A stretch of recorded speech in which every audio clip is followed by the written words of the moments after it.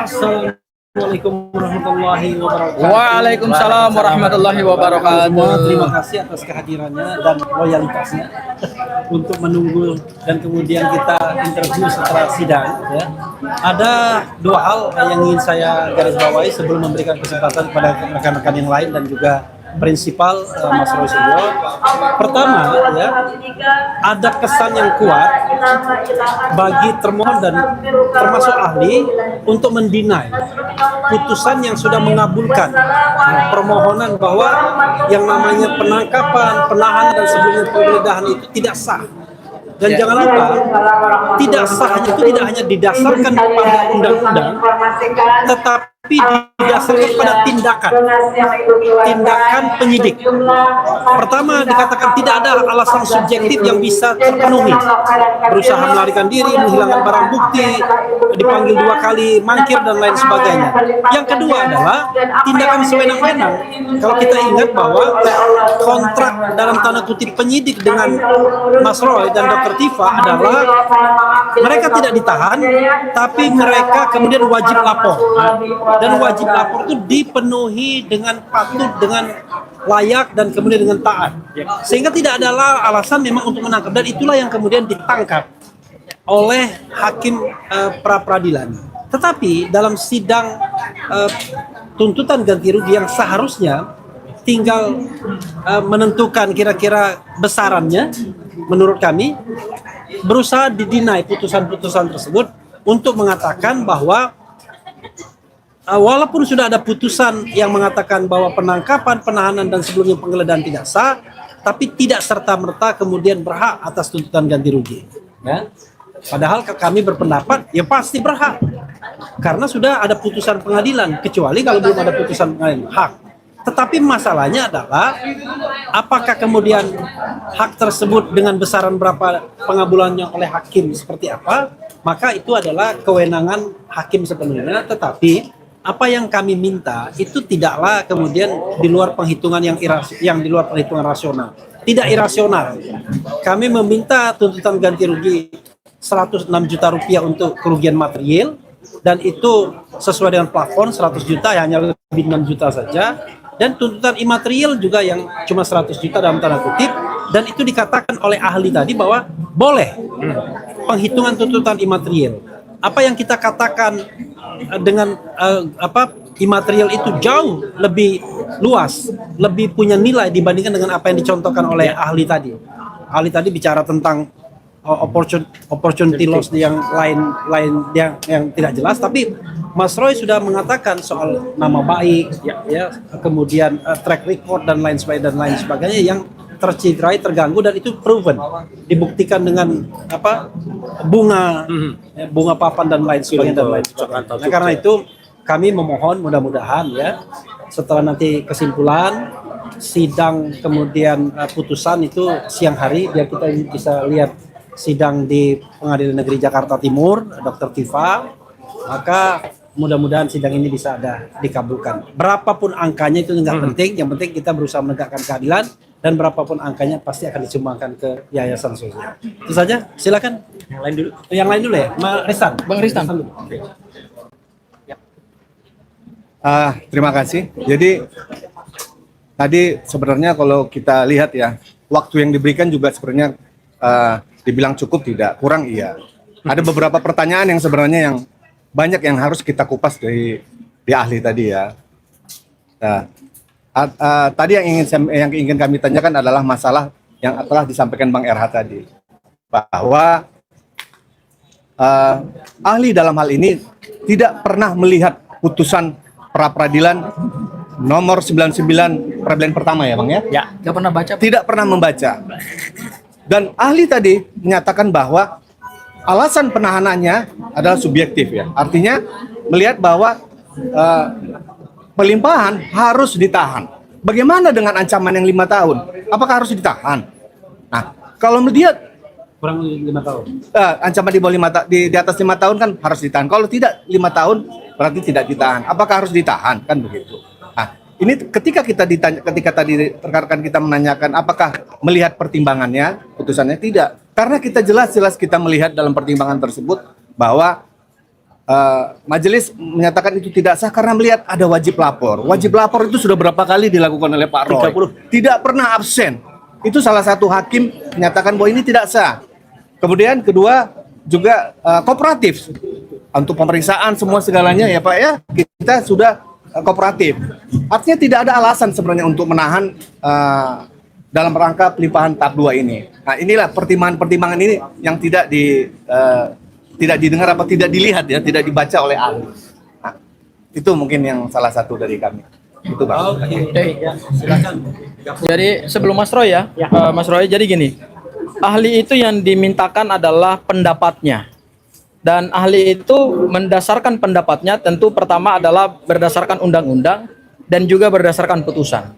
Tadi pendapat ahli itu hanya berdasarkan undang-undang dan tidak pernah membaca putusan, sehingga apa yang tadi dia nyatakan di dalam persidangan, saya kira hakim juga sudah tahu arahnya kemana gitu ya. Karena pada akhirnya kita harus memberikan apresiasi juga kepada ahli. Karena ahli tadi kan dihadirkan oleh pihak termohon yaitu Polda Metro Jaya, yang tentu keterangannya harus lebih menguntungkan Polda Metro Jaya dong. Karena kan kita nggak tahu apakah seperti apa kontrak mereka gitu ya. Tetapi yang pasti adalah dari keterangan ahli tadi, posisi ahli justru pendapatnya banyak lebih menguntungkan kita. Meskipun dia berusaha untuk menolak beberapa argumentasi yang sebenarnya dari awal sudah dia bangun gitu loh. Tapi kami yakin dan percaya bahwa panitra kemudian hakim juga sudah jeli dalam melihat alur dari pendapat ahli. Misalnya tadi ahli menyatakan bahwa berdasarkan ketentuan pasal 173 KUHP yang baru, terhadap seorang tersangka, terdakwa, terpidana yang ketika ditangkap dan ditahan tidak sesuai dengan hukum yang berlaku atau tidak mempunyai alasan yang sah, maka bisa dimintakan ganti kerugian. Itu clear ya, artinya permohonan pra peradilan ini memang mengikuti ketentuan pasal 173 KUHP yang berlaku. Kemudian yang kedua, ahli juga tadi menyatakan bahwa perhitungan nilai ganti kerugian itu didasarkan pada PP 92 tahun 2015, yaitu plafonnya adalah minimal 500.000 dan maksimal adalah 100 juta. Dan kami menyandarkannya pada itu, yaitu materialnya adalah 106 juta, hanya lebih 6 juta, kemudian imaterialnya juga adalah 100 juta. Jadi tidak melebihi apa yang ditentukan oleh hukum negara. Kemudian juga yang ketiga, ahli juga tadi mengatakan bahwa selain material, pemohon juga bisa mengajukan yang imaterial. Jadi sebenarnya pendapat ahli tadi justru menggugurkan beberapa pertahanan daripada Polda Metro Jaya. Dalam hal ini adalah argumentasi hukum yang dibangun pada saat mereka menyampaikan jawaban, kemudian pada saat mereka menyampaikan duplik. Jadi kami melihat bahwa arah mata angin dari pembuktian hari ini sudah lebih menguntungkan ke kami. Tinggal kemudian bagaimana hakim secara hati nurani, kemudian dengan independensinya, prinsip imparsialitasnya, kemudian merangkai semua dalil-dalil yang kami bangun pada saat surat permohonan pra peradilan, kemudian replik kami, termasuk juga jawaban dan duplik dari termohon, termasuk juga ahli yang kami hadirkan dan ahli yang dihadirkan oleh pihak termohon. Mudah-mudahan hakim menemukan titik terang di situ bahwa pemohon memang wajib untuk diberikan nilai ganti rugi, berapapun nilai ganti rugi yang akan diberikan oleh hakim pra peradilan, jangankan 100, jangankan sampai 206 juta yang kami mohonkan, 1 rupiah pun kalau memang itu didasarkan pada penalaran hukum yang bisa dipertanggungjawabkan dan berdasarkan fakta-fakta persidangan, tentu kami akan terima. Ya, jadi kami di sini tidak mengejar nilai berapapun yang mau dikabulkan, yang penting dikabulkan demi keadilan dan demi penegakan hukum. Terima kasih, Mas Roy. Selanjutnya, Mas Roy. Baik. Assalamualaikum warahmatullahi wabarakatuh. Waalaikumsalam. Yang pertama-tama, kami semua, saya pribadi dan juga atas nama tim Tokham, mengaturkan terima kasih sebesar-besarnya kepada Dr. Hendri Jayadi Pandiangan, sarjana hukum, magister hukum, yang saat ini menjabat sebagai Dekan Fakultas Hukum Universitas Kristen Indonesia atau UKI. Ya, gitu. Beliau tadi menyampaikan itu. Karena apa? Karena sebenarnya benar tadi kata Pak Refli, kata juga Pak Aristan dan juga Pak Gafur. Sebenarnya keterangan yang disampaikan oleh beliau itu, meskipun itu saya terus terang ya, karena saya beberapa kali juga menjadi ahli, itu tidak boleh hanya menggunakan asumsi atau ini pendapat saya dan silahkan kalau itu ditentang. Sebaiknya dia benar-benar netral gitu. Tapi kalau kita benar-benar menggunakan pendapat dia, sebenarnya kita sangat diuntungkan. Karena pertama, ya, dia mengatakan salah dia sebenarnya. tadi teman-teman mungkin nggak sampai karena saya ngikuti betul ya. Dia mengatakan minimal itu ketika dia mengucapkan pertama kali sesuai dengan aturan, dia bilang minimal 50 juta, maksimal 100 juta. Salah. Ya, itu ada rekamannya, silakan dilihat. Ya, minimal harusnya 500.000. Ya, kalau minimal 50 juta berarti kita dapat minimalnya 50 juta kalau menurut ahli tadi. Ya, itu yang pertama, kesalahan yang pertama. Yang kedua adalah apa? Ya, kita semua tertawa. Tentu teman-teman juga, saya juga tadi sempat baca komen dari beberapa netizen. Terima kasih ya. Yang mengatakan bahwa ketika ahli mengatakan tidak baca putusan pra peradilan dan dia mengatakan karena saya nggak mau masuk ke pokok perkara. Loh, jauh banget. Pra peradilan memang tidak menyidangkan pokok perkara. Pra peradilan memang hanya menguji formalnya. Tapi bagaimana dia bisa menilai secara objektif kalau dia tidak baca putusan pra peradilan yang pertama nomor 99 itu. Apalagi ketika tadi ditanya, ditegaskan. Jadi yang menjadi pertimbangan adalah apa? Putusan pra peradilan atau undang-undang yang ada. Nah, dia agak sedikit mencoba berkelindan di situ, tapi ya saya maklumilah dia mencoba berselancar di antara itu. Dan juga ketika kemudian dia berusaha, tampak betul berusaha tadi kata Bang Refli mendinai atau menolak lagi putusan pra peradilan yang pertama. Padahal nggak boleh. Putusan pra peradilan yang pertama itu sudah sah. Dan itu sudah inkrah ya, dan itu tidak bisa gugat lagi. Jadi harus, dan ini sebenarnya hari ini hanya menguji saja ya apa yang sah atau apa yang tidak dari permohonan kami. Dan sekali lagi terima kasih dari ahli ini. Yang paling penting adalah apa? Dia mengatakan bahwa imaterial itu boleh, ya, imaterial itu boleh dimintakan atau boleh dimohonkan.